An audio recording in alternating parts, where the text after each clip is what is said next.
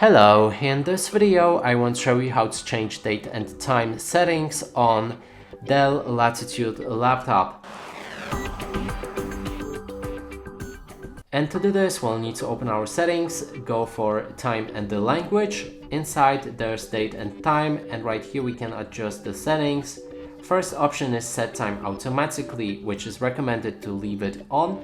If you want to adjust your date and time manually, then switch it off and go for the change.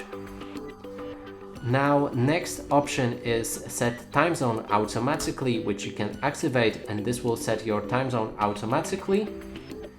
Next option is synchronize your clock, so this will basically synchronize and reset your time settings. Then we have the time zone that we can adjust. And that is all of the settings regarding date and time on your device. And that's it for this video. Hope you like it. Please consider subscribing to our channel, leave a like and a comment below.